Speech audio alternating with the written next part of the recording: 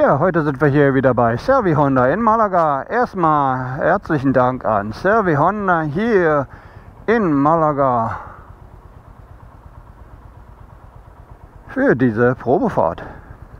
Ja, und heute haben wir das Vergnügen hier, die neue, also für unsere Region neue, die gibt es ja wohl schon einige Zeit, wie ich gehört habe, auf der Welt. Aber für unsere Region die neue GB350S Probe zu fahren. Ein luftgekühlter Einzylinder. Probieren wir es einfach mal aus und schauen wir mal, was wir hier alles so für 4.800 € auf der Straße bekommen. Allerdings in dem Preis, da sind schon einige Sachen jetzt inklusive, so wie dieses Honda Plus oder wie es heißt, und die Registrierung. Und ja, na gut, wollen wir uns mal aufsetzen dann. So, ja, es ist alles etwas retro, sage ich mal. Aber es sind natürlich auch einige moderne Elemente verbaut. Zum Beispiel die Technik ist natürlich neu. Auch LED-Technik haben wir hier. Wir haben keine alten Glühbirnen mehr. Wir haben auch ein Retro-Tacho. Wir haben aber leider kein Drehzahlmesser, wie ich hier sehe. Das ist doch immer das Gleiche. Schade eigentlich. Das wäre doch auch schön gewesen mit einer Nadel. Egal, wir fahren erstmal los, würde ich sagen.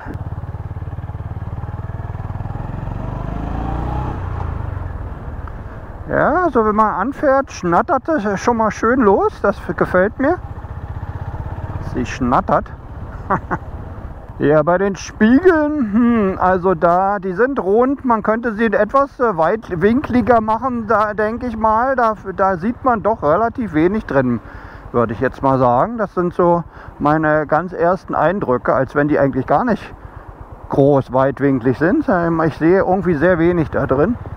Das ist so das Erste, was mir gerade auffällt. Ansonsten 178 Kilo, also es ist auch nicht ganz die leichteste. Also die klingt ja brutal hierbei. So aus dem Leerlauf ein ganz bisschen Gas geben, klingt echt brutal.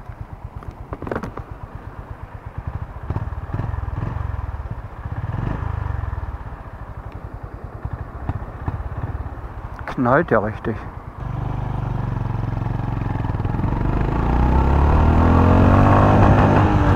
Wow, da sind wir gleich in den Begrenzer gekommen hier.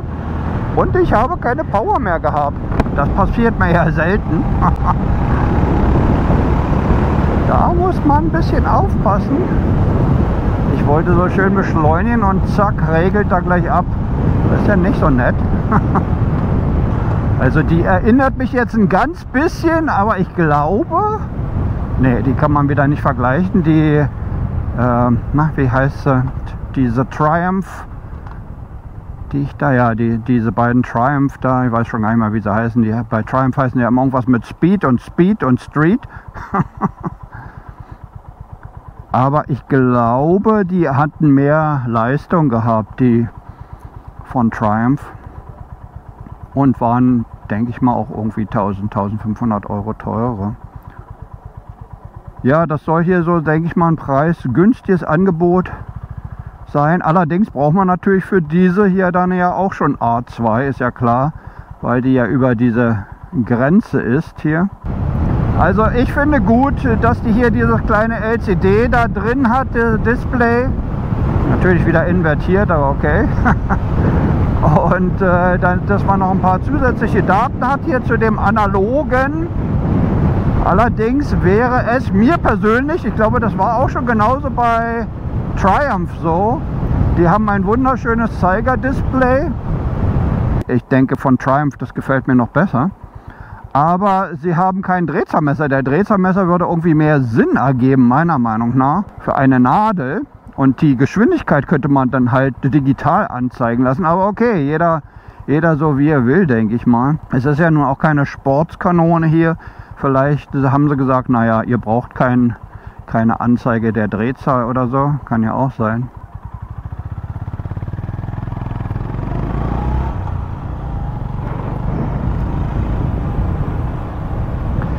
Ja, auf jeden Fall müssen wir dann also ein bisschen schneller schalten vom ersten,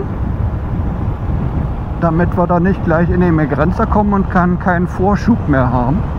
Vorschub.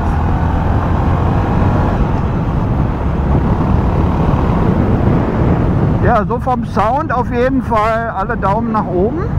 Vom Fahren, ja, Fährt sich alles stabil, wunderbar. Auch Daumen nach oben. Leistungsmäßig, ja, sie hat halt 21 PS. Da kann man dann natürlich ja auch eigentlich nichts sagen.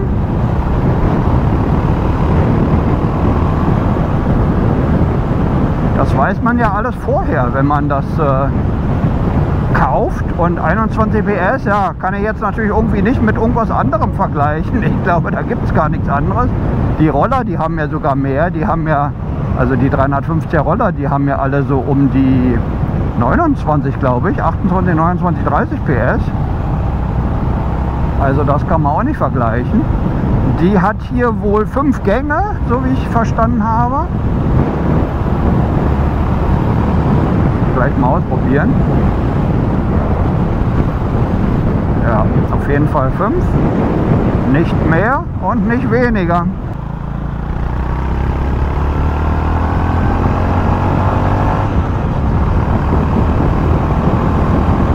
Also lässt sich auf jeden Fall gut schalten. Die Kupplungshebel ist auch relativ einfach zu bedienen.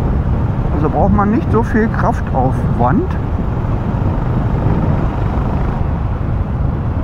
Knattert eigentlich fast in jedem Gang ganz schön.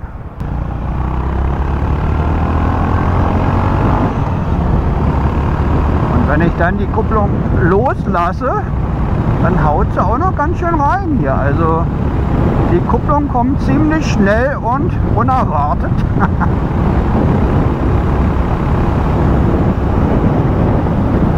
Also so vom Fahren und so gefällt mir alles gut. Bis auf die Kleinigkeiten, die ich am Anfang gleich gemerkt habe. Also wie gesagt, Spiegel und so gefällt mir jetzt nicht so. Vielleicht sollte man die wirklich gegen 2 runde, weitwinkligere Spiegel austauschen. Das wäre so mein Wunsch. Ansonsten, ja, vom Draufsitzen sieht alles ganz gut aus. Mal sehen, ob der da anhält oder nicht anhält. Irgendwie fährt er stetig.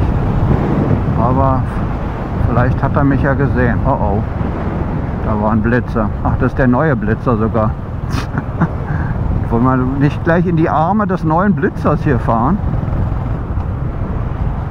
Und vielleicht sind wir es schon, aber wir gehen mal davon aus, dass der Drehzahlmesser, wollte ich jetzt wieder sagen. Nein, das ist ja ein Tacho. Dass der Tacho nicht ganz genau geht.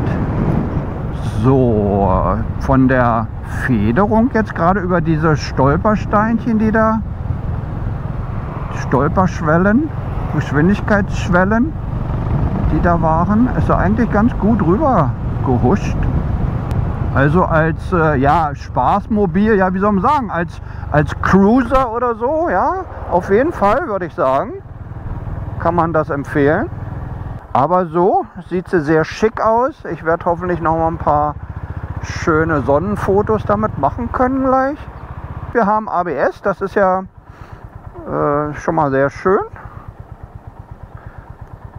Und wir haben wohl auch TCS und das sieht man hier auch jetzt, ja. Da ist auch das T für Traktionskontrolle. Also modern ausgestattet mit den ja, mit dem Standard praktisch, was es heute gibt, ja. Und dieser bullige Sound gefällt mir auch. Wie das jetzt ist nun, Einzylinder, luftgekühlt, was das irgendwie für Nachteile hat. Keine Ahnung, vielleicht im Stau, wenn man da länger steht oder so, wird die dann eventuell zu heiß. Darf ja eigentlich nicht, ne? Aber die Spezies unter euch, ne? Die erfahrenen Füchse, die können mir das sicherlich sagen und ihr schreibt das sicherlich dann in meine Kommentare, um mir das so mitzuteilen. Sie gibt es wohl in 3 oder 4 Farben, aber auch alles wieder dunklere. Hier haben wir wohl das Schwarz. Hier haben wir wieder eine Radarkontrolle. Dann haben wir ein leichtes, helleres Blau, was ja, das irgendwie nichts Halbes und nichts Ganzes, jedenfalls laut, so wie das im Web aussieht. Und dann war noch irgendwas. Ach so, grau, grau, schwarz, blau. Ich weiß nicht, ob noch eine Farbe? Ne, ich glaube 3 Farben. Ja. Oh, so schön gelb alles hier. Obwohl die Leistung mit 29 Newtonmeter bei 3000, was ja ziemlich niedrig ist, angegeben wird, habe ich doch nicht jetzt so den Eindruck, dass die hier so der Burner ist von unten heraus. Und dann kommt noch halt die Begrenzung des Motors, was wir vorhin erlebt hatten. Aber naja. Einige Sachen sind mir wieder hinten runtergegangen jetzt gerade, wie ich feststelle. Also Sitz habe ich jetzt so den Eindruck nach irgendwie, keine Ahnung, 20 Minuten Fahrzeit oder 15 oder was, dass der, obwohl er ein bisschen plüschig erscheint, doch ziemlich hart ist. Also zumindest für meinen kleinen Po. Was haben wir noch? Sitzposition ist aufrecht, eigentlich total aufrecht. Also ich bin 1,75 Meter, wie gesagt, ich kann euch nicht sagen, wie lang meine Ärmchen und Beinchen sind. Aber ich brauche mich da jetzt irgendwie nicht nach vorne zu strecken oder so. Das funktioniert alles so und natürlich. Aber die Sitzposition, sage ich mal, ist jetzt besser als bei, keine Ahnung, wollen wir mal wieder hier Äpfel mit Birnen vergleichen wie bei der Rebel oder so, ja. Das ist hier schon natürlich eine aufrechte, relativ problemlose Sitzposition hier. Wie sieht es aus mit der Erkennbarkeit des Displays? Ja, das Zeigerinstrument ist natürlich gut erkennbar. Die invertierte LC-Abteilung da unten oder auf der rechten Seite ist okay. Da guckt man auch nicht ständig drauf, ne? Das sind ja wirklich nur so Zusatzinformationen. Und ja, es geht auch, ne? Also im Großen und Ganzen ist da wirklich hier nicht viel dran auszusetzen. Eigentlich sehr viel mehr Positives. Also was mich jetzt so ein bisschen umhaut positiv, ist halt der Sound. Den fände ich sehr schön, dass es so schnattert.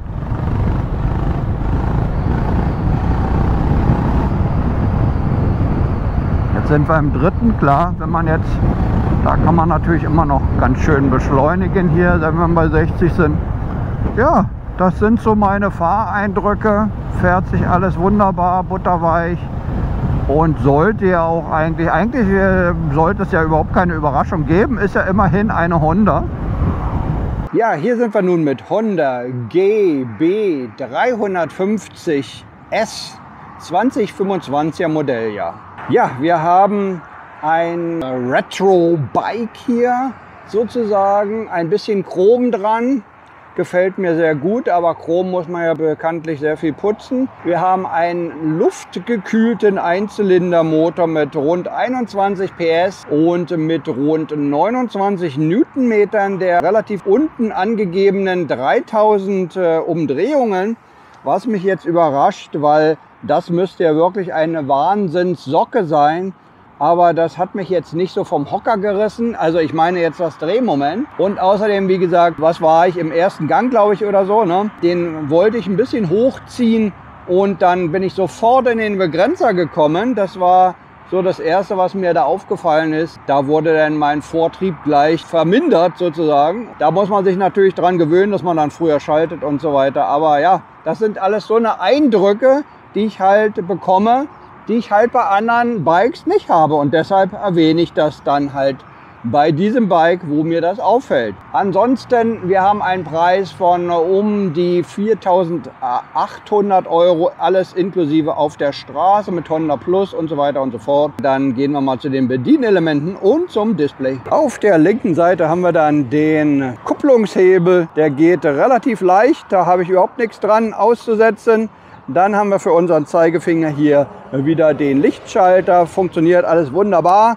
Wir haben nach vorne, drücken wir das, dann haben wir das Fernlicht, dann ganz normal runter haben wir Abblendlicht und wenn wir drücken, haben wir die Lichthupe. Alles sehr intuitiv, da muss man nicht erst überlegen und so weiter. Hier haben wir dann die Hupe Dann haben wir den Blinkerschalter hier, funktioniert auch alles wunderbar. Ich sage es nur ab und zu mal dazu bei meinen Tests, ja, wenn ihr euch vielleicht wundert, warum ich mich über den Blinkerschalter manchmal oder warum ich den hervorhebe. Also es gibt auch Bikes und Roller, da ist der Blinkerschalter wirklich unter aller Sau und da weiß man nicht, wo die Mitte ist und ob er zurückgesetzt ist und sowas alles. Und deshalb erwähne ich das. Und bei Honda hatte ich eigentlich noch nie Probleme damit. Kommen wir auf die rechte Seite hier. Da haben wir den Gasgriff, wir haben den Bremshebel für die vordere Scheibenbremse, wir haben den Notausschalter und Starterschalter kombiniert, das ist auch schön. Und wir haben sogar hier noch eine Warnblinkleuchte. Das seht ihr jetzt gleich noch mal im Display, wie das aussieht. So, hier ist das Anzeigeinstrument oder Cockpit oder wie auch immer man dazu sagen möchte. Hier haben wir gleich auch den Zündschalter. Dann haben wir hier das Rundinstrument mit dem, ich will mal sagen Drehzahlmesser. Nein, es ist kein Drehzahlmesser, es ist ein Tacho. Und in dem Tacho integriert sozusagen haben wir dann das invertierte LC-Display. Wir haben zwei Knöpfe hier, eigentlich schon standardmäßig. Wir können umschalten die Infos im Display. Und zwar den oberen Wert können wir umschalten. Wir hatten die Spannung angezeigt, die Gesamtkilometer. Dann haben wir Trip A, das hatte ich vorhin zurückgesetzt. War auch alles sehr intuitiv. Dann haben wir Trip B und wir haben sogar den aktuellen Verbrauch, den wir uns anzeigen lassen können. Laut Angabe Honda verbraucht das Teil hier 2,5 Liter auf 100. Wir haben Durchschnittsverbrauch. Und wir haben sogar eine Reichweite, also das ist Wahnsinn eigentlich. Dafür haben wir dann keinen Anzeiger hier vom Treibstoff. Doch, wir haben sogar auch einen Treibstoffanzeiger, ist mir gar nicht aufgefallen.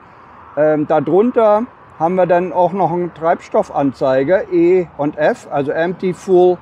Der zeigt in Balken auch nochmal an den Treibstofftank, das finde ich toll. Dann haben wir sogar auch noch eine Anzeige des Gangs und darunter unten rechts dann ständig angezeigt wird die Uhr. Und dann haben wir noch einen Schalter hier zum Zurücksetzen.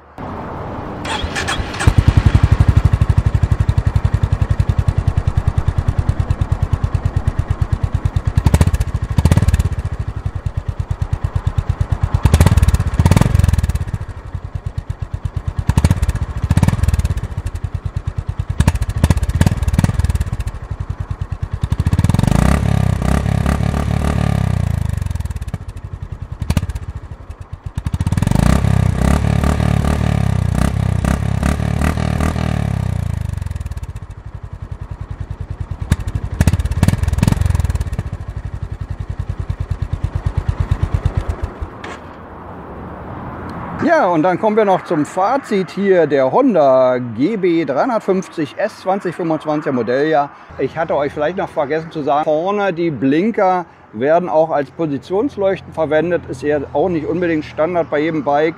Deshalb möchte ich es hier auch noch mal kurz erwähnen. Macht das Bike ein bisschen breiter und bei Dunkelheit kann man das dann besser sehen, besonders im Rückspiegel natürlich. Ein Zylinder luftgekühlt.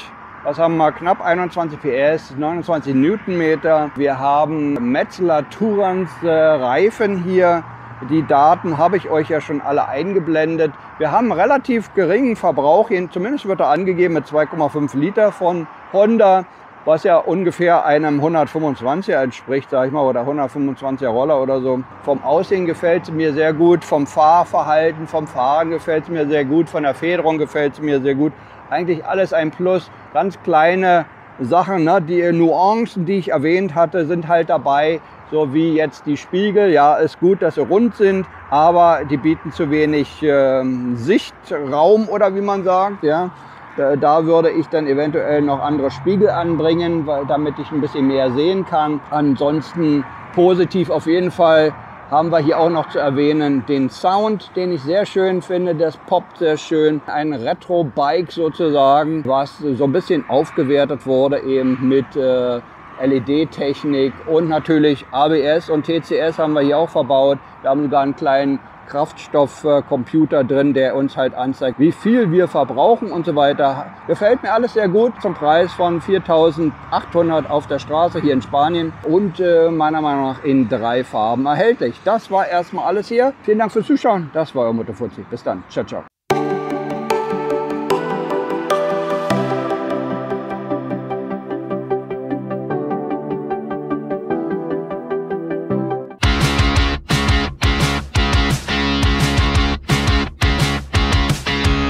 sie, der Schrei halb weit. Alles um mich, ein Tanz der dunklen Zeit.